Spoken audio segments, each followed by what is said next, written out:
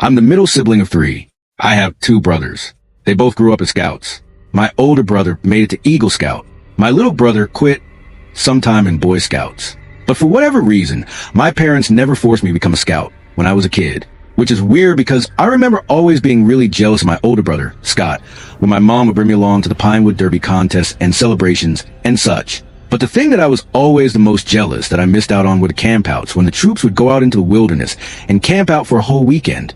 I went along for the drive once or twice, and I saw them all setting up doing campfires and such, but being younger and also not part of the troop, I don't think I was allowed to stay, so I'd go home with my parents. My jealousy of these campouts was mainly towards my older brother, because I was growing up watching him prepare for these camping trips. Before every trip, he'd be given a tent to take home and practice setting up in the backyard. Even though I was only like 7 or 8, I remember so clearly how eager I was when I hatched the idea to do a little backyard camping. Basically, we set up the tent in the backyard and sleep in it overnight. To my little mind, that was the most exciting idea ever. Also, our backyard wasn't really a traditional backyard. Our childhood house was in a very spacious neighborhood where yards just kind of all meshed together, and there weren't many fences, more so large patches of trees and brush separating yards, which added to the camping feel. Our backyard was also huge, and we had a fire pit. So our parents played along and set up the fire pit in our backyard for us, so we could get the full camping experience. My little brother roasted marshmallows with us, too, but our parents weren't going to let him sleep in the tent. He was only like 4 at the time, and it wasn't a good idea. And no, he wasn't a scout yet. Obviously, he was 4.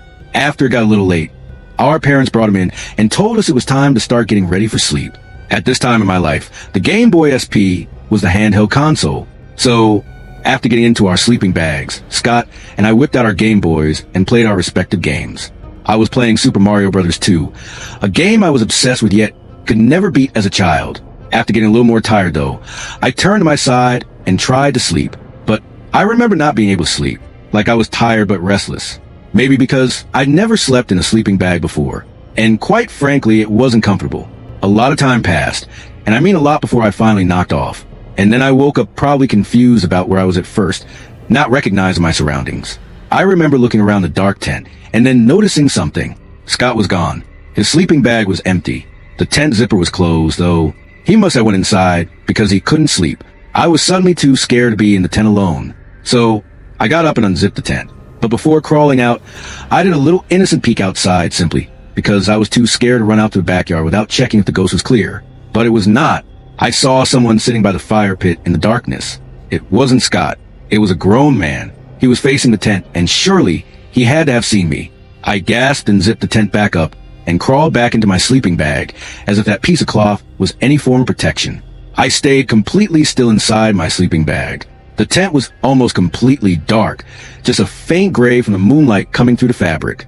I don't know what was going through my mind at that point, but I do know that I want to call out Dad, just hoping that it was my dad, but I knew it wasn't. I got to look at the man, even just briefly, and if it were my dad, he'd have acknowledged me poking my head out of the tent. And that's when I heard the chair by the fire pit shift. I was hoping the man didn't get up, and if he did, that he wasn't coming towards the tent. But I could see a shadow now on the other side of the tent, blocking some of the moonlight. He was right outside somehow. I thought if I didn't move, maybe he would think the tent was empty. Then I heard the zipper very slowly dragging downward. It only moved a few inches. The opening was small, but it was enough. I couldn't help it. I turned my head just slightly. There's a small gap at the bottom of most tents where the zipper doesn't fully seal. I had never noticed it before that night, and I was pressed against that gap, just one eye looking directly at me. I could see the white of it in the dark. I couldn't even scream at first, not for a few seconds at least, because I was paralyzed. Then the eye squinted a bit, as if the person was smiling a smile that I couldn't see. The zipper moved another inch, and that's when I finally screamed. I scrambled backwards, kicking out my sleeping bag, knocking into the tent poles. I heard footsteps immediately take off through the yard. Our back porch light flipped on, which I could see through the tent fabric. My dad burst out the back door yelling. I could hear him running across the grass. By the time he reached the fire pit area, whoever it was already gone. My parents called the police, of course. I don't remember what happened after my parents talked to the cops. I know I went to my parents' room with my mom, and eventually the police did their thing, likely searching the immediate area. It was an absolute nightmare. I slept in my parents' bed that night. I was emotionally scarred for a while, just as things might have been going back to normal. I think it was a few weeks to a month later This part is what really hammers a nail in the coffin for this experience being something I can never forget.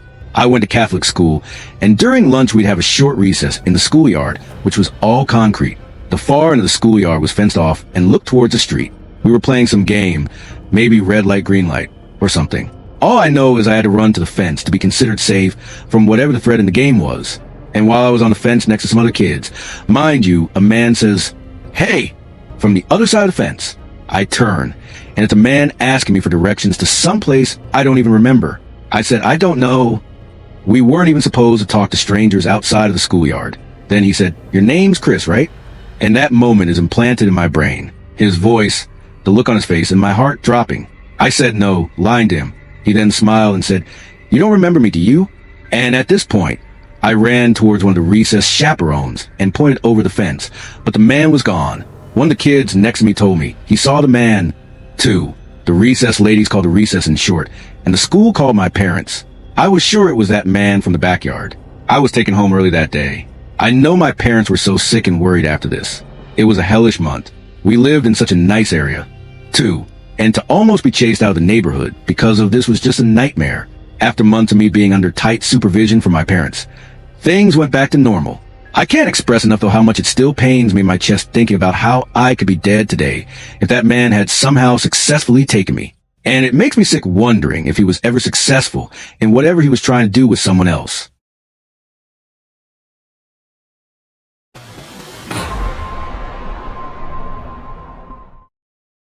I grew up in Salem, Oregon, a quaint little small town feeling place. I moved out when I was 21, buying my first house about 50 miles out from Salem. I furnished my first house with a mix of stuff from my parents, their friends, and a bunch of stuff off online marketplaces and apps.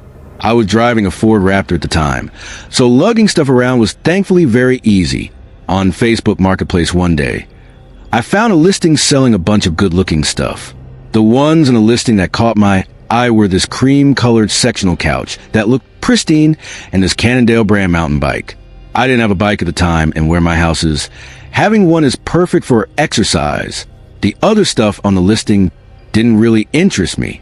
The listing itself was just sort of a digital yard sale. I contacted the seller, and we did a little typical back and forth. He was pretty short and straight to the point with his answers and surprisingly easy to negotiate. He agreed to a slightly lower price, and he said I could come pick this stuff up later that night. Days are long in Oregon in the summer, so I'd still be showing up with some sunlight. I banked on having to do a couple trips to transport the sectional couch due to its size. I set out on my way to the house. The address was right on the coast. I checked the satellite view on the map just to confirm it was bringing me to a house, and it was. Based on the map, there was a long trail or driveway that veered off the road toward a huge open property with a big-looking house. And then in the backyard was a literal drop off to the ocean. All I could think was, no wonder these people were selling all this stuff for so cheap. With that kind of money, I wonder why they weren't just giving away. I headed out that way, and it didn't take long to get there. I could tell the closer I got to the shore, the nicer the properties got. And then I turned onto the last road before I'd be turning onto the driveway for the house. This road was long. It was lined with woods on each side, and then I'd pass the occasional driveway, leading to probably a cliffside mansion. Eventually, I made it to the turnoff. It was a tree-lean dirt road, or the driveway, I guess you would call it. About 10 seconds in of driving down this driveway, it opened to this massive clearing. The driveway went on a slight incline, leading to the house at the top of this hill. I pulled up next to this older sedan. It was like a Mercury Sable or something. It did not match the house at all. Like, this house looked like it belonged to a millionaire, and this car was a piece of junk. I went up to the front door ready to ring the bell, but there was a yellow post-it note on the front door, and it said on it, "Doorbell broken. Please use back door." Weird, because I could have just knocked, but I obeyed. As I walked down the front porch, I messaged a guy on Messenger that I arrived and was going around back. I walked around the side of the house, looking at each window as I passed, but the blinds all seemed to be closed. I got the backyard, and it was crazy. It actually overlooked the Pacific Ocean. I walked up the back deck to go knock on the back door. It was a sliding glass door, but there was some kind of sliding blind that was closed so I couldn't see inside. I knocked on the glass. I stood there for a minute, then knocked again. I looked down at my phone to see if he answered or read my message. Neither. I went to go sit on one of the chairs on the deck and spun it around to stare at the sunset and the view of the Pacific. It was a surreal view. I kept checking my messenger app and following up with the guy, but he wasn't answering. I triple-checked that I had the right address, and I did. Plus, the note on the front door confirmed that. I decided if he was in the shower or occupied or something, I'd at least go walk over the cliffside and get a picture of the view. I did just that. I walked down the deck, then down the seemingly freshly cut grass to the cliffside, taking in the view. I daydreamed about one day being able to afford a place like this. I started walking back up to the house, but stopped maybe 3 steps in when I realized every single window now had their blinds open, and there was a person standing at each window, standing as still as statues. I didn't know if what I was looking at was some kind of prank or not. I walked a little closer, and the moment I said, "Nope, I've seen enough," was when I realized every single face was smiling. I honestly couldn't tell if they were mannequins or not. That's how still they were. I decided I just needed to get to the car. I did a light jog around the side of the house again, and that side window that I mentioned that also had its blind shut before was now lifted too, and there was someone at this window as well. I didn't know what was going on here, but I had to get out. As I got to front, I got back in my car, and I didn't even look at the front windows. I didn't even want to know if there were people at these windows too. I reversed all the way down the driveway. Regrettably, I did at one point take a curious look ahead at the house. The front door was open, and there was a person standing on the front porch with his hands in his pockets, watching me drive away. It didn't matter. Everything about this was a red flag. I was out of there in a minute and down the road. The guy never opened or responded to my message still. I decided to turn into the closest neighbor's house driveway and knock on the door.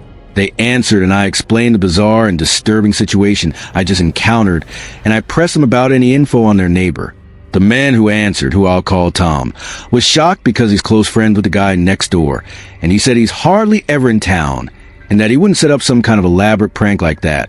He called his neighbor on the spot, and the guy picked up. Basically, the conversation went as follows from what I remember. "Hey Jim, it's Tom next door. Listen, I got someone at my front door right now saying you invited him to your house to buy stuff, but you pulled some kind of scary prank on him with the windows and stuff." And there was a pause before the guy said, "What are you talking about?" From here, I stepped in and explained everything from the Facebook ad to my arrival there to the people at the windows. He now sounded very concerned because he said he wasn't home this week. I did my best to describe every detail, including what the man on the front porch looked like, as well as the sketchy car. He asked me to take his number so he could contact me after the police investigated. After that, I left. I went home. I really didn't have it in me to commit 2 hours to some police investigation that didn't concern me, truth be told.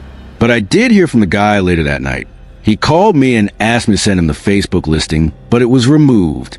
I did send him the details of the profile that I was messaging on the Messenger app, but it was now a blank profile. He thanked me for that and would give it to the police anyway. When I asked him what the cops found, he told me they found nothing stolen as far as he knew at that time, and that all the blinds were once again closed and there was no sedan in the driveway, but that all 3 doors in the house were unlocked. Now, the scary part for me is the way they were all standing at the window, smiling, trying to scare me. And I have to wonder what use was I going to be up to them, and why did they want me in the backyard? Scary thoughts. Honestly, I'm just glad I left when I did.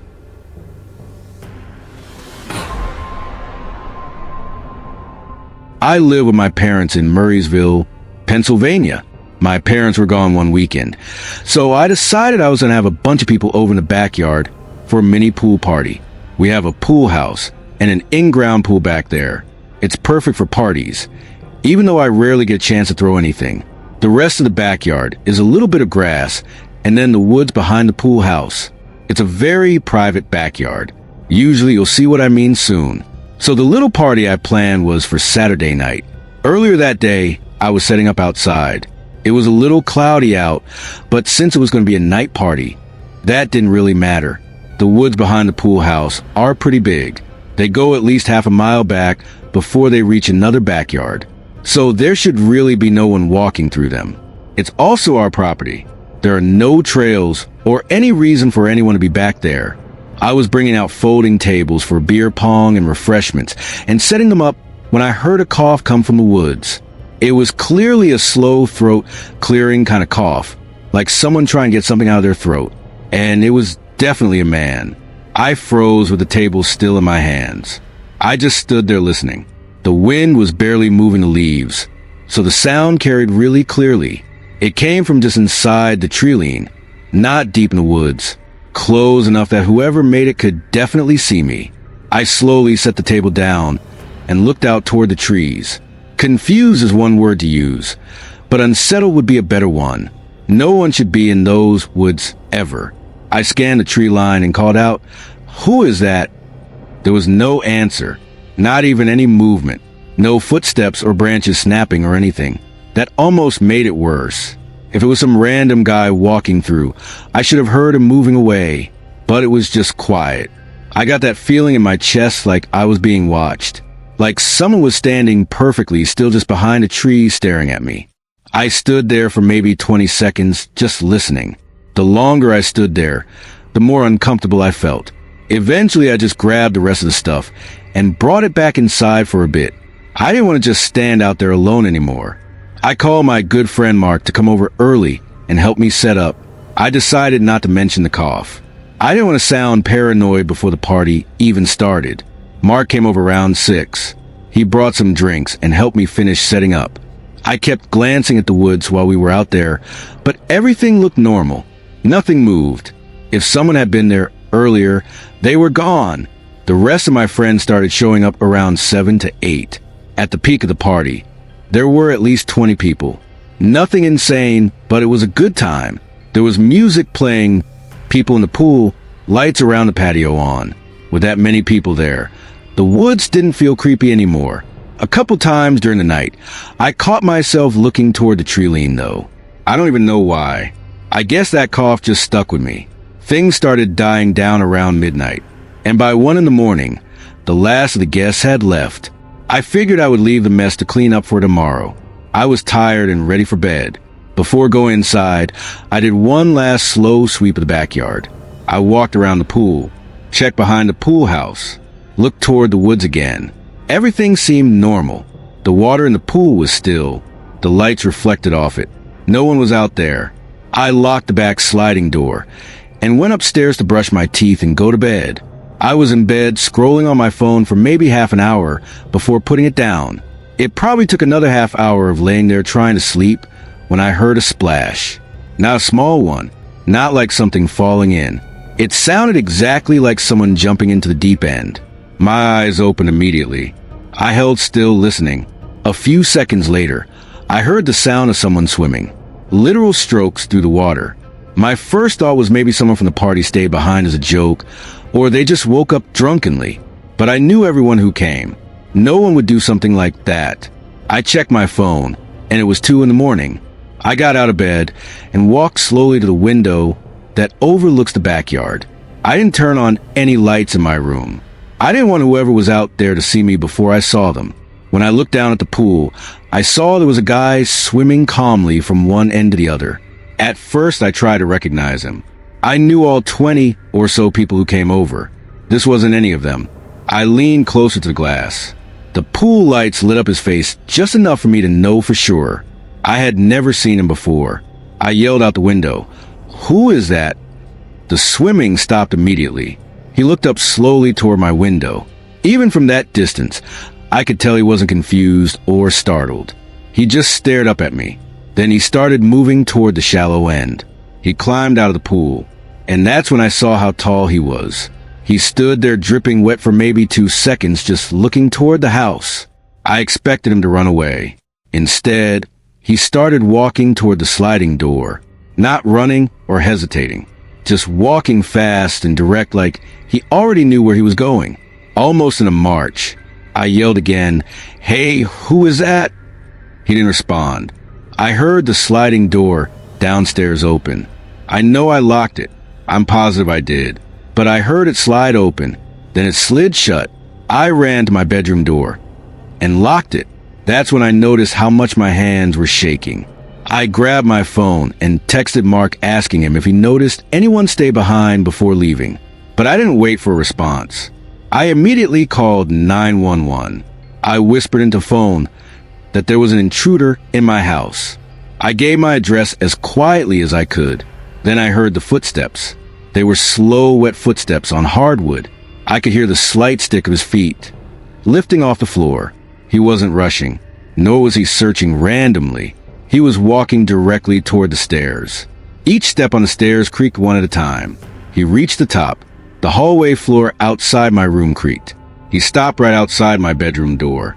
I could hear water dripping onto the floor. Then the handle moved. He tried opening it once, then twice, then a third time harder each time. When he realized it was locked, there was a long pause. The 911 operator was saying something, but I had the phone set down. I could barely focus on what she was saying. Then the guy knocked on the door. 3 slow knocks. I picked up the phone and put it on speaker. My voice was shaking, but I said loudly that I was on the phone with the police, and they were on their way. There was another long pause. Then a man's voice from the other side of the door said very low and calm, "It's me. Open the door." He sounded like a grown man in his 30s. I said, "I know that I don't know you. Leave now." There was silence again. 5 seconds, maybe more. Then I heard him turn and walk away quickly. I heard his wet footsteps go back down the hallway, then down the stairs. And a few seconds later, I heard the front door downstairs open and slam shut. I didn't move until the police arrived. When I finally went downstairs with them, there was a clear trail of water leading from the back door up the stairs all the way to the bedroom door. After searching the entire house, that was the only proof that he had ever been there. I texted everyone I invited asking if they stayed behind or noticed anyone else stay behind. Anyone who was still awake said no. The rest texted back in the morning saying no. It was a complete stranger. And I have a feeling that cough I heard in the woods earlier that day was that man. I don't know how he got the door unlocked. Maybe he slipped in during the party when people were going in and out. As for a motive, I have no idea.